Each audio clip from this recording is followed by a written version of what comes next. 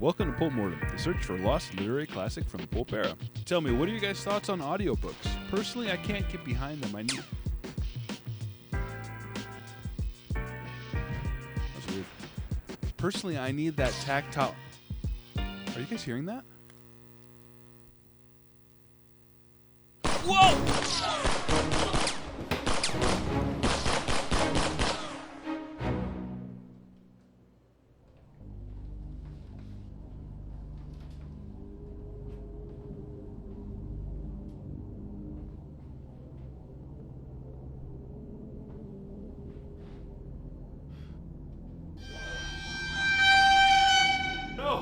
No, stop! No!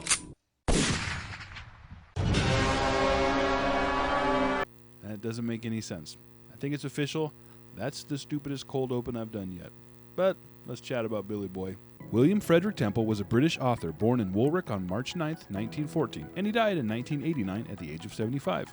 You know, the people we surround ourselves with will have a serious impact on our lives, so just imagine that your roommate is Arthur C. Clarke.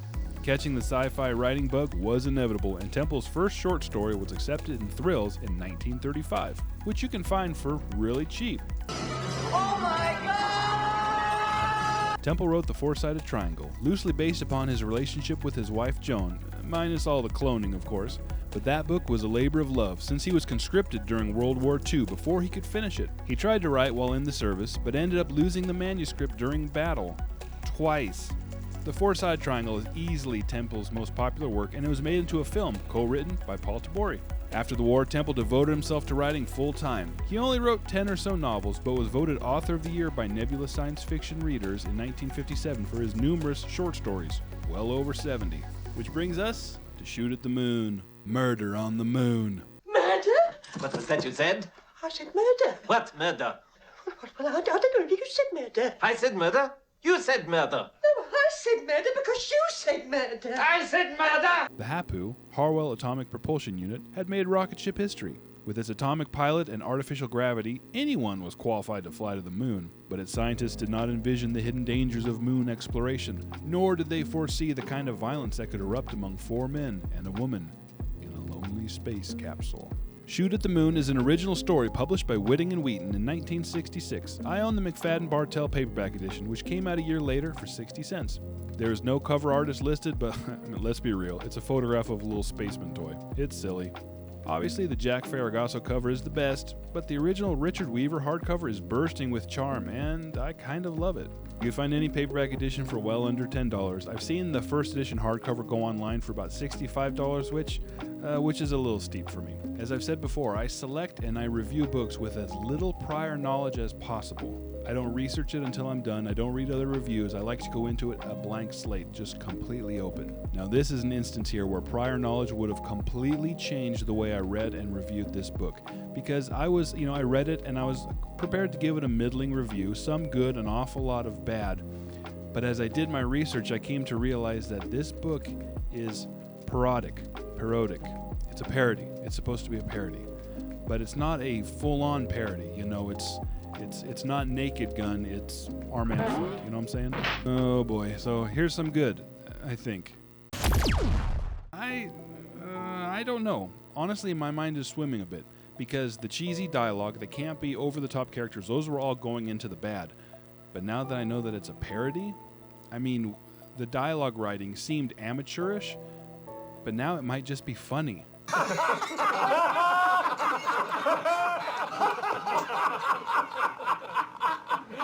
Oh, that is true. I didn't see that coming. An astute observation has led to laughter. We are laughing.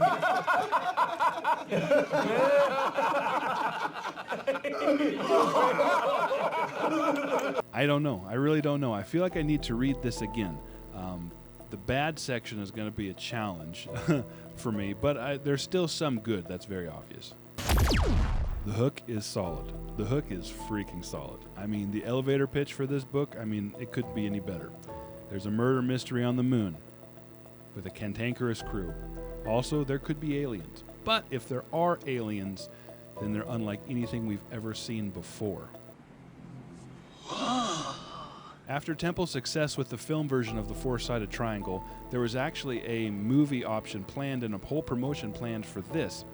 However, the publisher decided to put the kibosh on that because there was one negative New York Times review of this book. But looking back, knowing what I know about this book now, I'm thinking it's possible that that reviewer, just like I didn't at first, didn't get it. Which really would be a shame if that's the case, because this would make a really good movie. I was reading along and I was enjoying myself. However, the last third of the book is when it really got me and I was hooked. The mystery element was handled really well. I didn't know who or what the killer was for the longest time. I don't know if Temple did any mystery writing, but I think he would have been pretty good at it.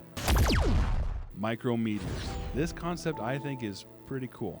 There's nothing to protect the crew, since there's no atmosphere on the moon obviously, from these small rocks, these small asteroids hurling hundreds of miles per hour and randomly pelting the moon. Collisions are rare, but they're a possibility. But just having that constant threat of that possibility created this sense of tension and this sense of dread that any given moment you could just be struck dead. I mean, Temple at one point likens it to nature sniping at random, which is just, I mean, the tone it created was really good.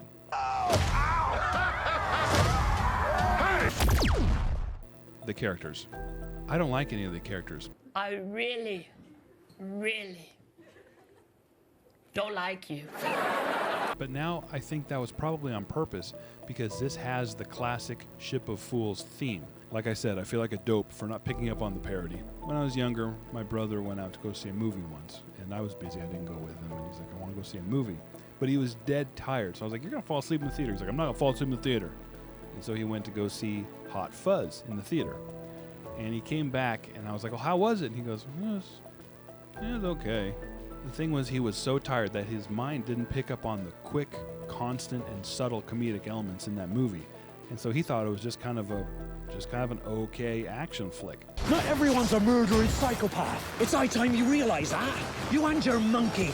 Did he mean me or that? I watched it years later. I didn't watch it at first. I was like, oh, it's just okay. I watched it years later, and I was like, are you out of your mind? This is one of the best comedies, one of the best movies I've ever seen in my life. We ended up rewatching it, and he's just like, I don't know what I was thinking. Got a mustache. I know. I bring that up to maybe suggest the fact that possibly I was really tired when I read this. However, the characters, they're all solid characters. They're interesting, they're flawed, they all have arcs, and some of those arcs were actually really satisfying. Now, I don't know if you can trust anything I'm saying about this, but here goes. Now, the bad. As our crew approaches the moon, the rocket intentionally goes off course. They go around to the backside. It turns out there is a secret mission unbeknownst to the crew, and on the dark side of the moon they see a crater with streaks of gold emerging from it. This isn't your typical space jaunt. It's a gold rush, and Britain just won. Elated, the crew collects some of the gold, but then discovers that it's not actually gold, but some sort of unknown alien metal. Disappointment ravages the crew, and this revelation here was the catalyst to their downward and destructive spiral. But wait, wouldn't a brand new alien metal be valuable? I mean, at least as valuable as gold? I mean, sure, gold is valuable, but isn't geological value based upon supply and demand, utility and scarcity? I'm not an expert, obviously, but it seems to me that moon metal might be of some value. Temple had something to say about the dangers of automation eliminating certain jobs.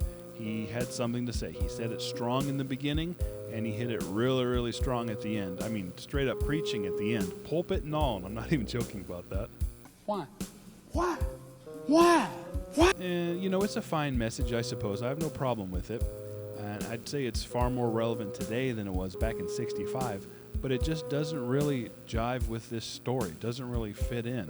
I think Temple wanted to say that. He had something to say, and he was just going to shoehorn it into this story. And when it wouldn't fit anywhere in the story, he just clamped it onto either end like a sandwich. I don't know. I don't know. Here's one. The cover's stupid. Yeah, look at the cover. There's a dollar store action figure on it. It's not even a dollar store. That's a grocery store action figure on it. And the title is stupid. Nobody shoots at anything. The rocket doesn't even shoot. They need a human pilot to pilot it up there and to land it. Nobody's shooting. Who's shooting what? Nobody. Niggardly. I said, hold up, wait a minute, something ain't right. Hold on a second, hold on. It's a real word. Check the etymology. Billy Shakes uses it. It just sounds like another word that people that look like me get their YouTube channels taken down for saying. I had to look that one up. Temple uses it once or twice, and it's fine. It's fine. Look at the definition. It's fine, okay? Like, even though we know it's cool to say niggardly in 2024, maybe don't make a habit of it. However, to each their own. What I will say is that if you are the type of person who dredges up 14th century Middle English adjectives, then you're my That's pretty racist, but correct. This book is character driven, which I always like. However, these are the worst people on earth. It's like if you can imagine the cast of It's Always Sunny in Philadelphia, except in space, which actually sounds pretty fun.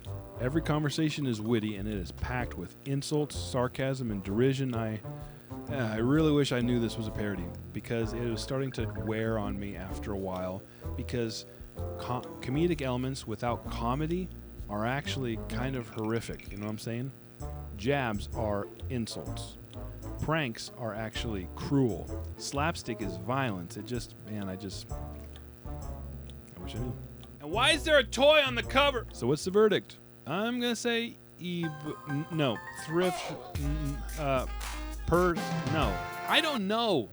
It was Thrift Shop before I knew it was supposed to be funny, and now I'm just not sure. If you want the real verdict, I would say read the comments, because I'm sure someone there will have a more accurate take. I really should have reread this to crystallize my thoughts and come to a true verdict, but I didn't want to. To be honest, I think my opinion of this will change over time as I have some time removed and my thoughts have been allowed to settle. I may end up rereading this in the future because it really was enjoyable. Well, why don't you just scrap this review then, Jake? You said, I don't know, like 50 times. You know, I could have scrapped it. I could have tossed it right in the bin. But you know what? I strive to deliver a weekly review for you guys out there. And so for better or worse, that's what I'm going to do, dang it. Nobody, and I mean nobody, will be able to accuse me of being niggardly. And that is kind of my review of Shoot at the Moon. Have you guys read this? If so, tell me what to think. As always, thanks for watching and putting up with me. I'll see you guys next time with The Blue World.